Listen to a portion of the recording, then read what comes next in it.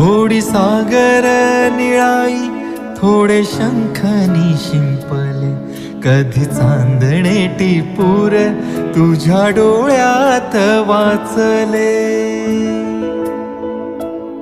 कधी उतरला चंद्र तुझ्या माझ्या अंगणात, स्वप्न पाखरांचा थवा विसावला ओंजळीत.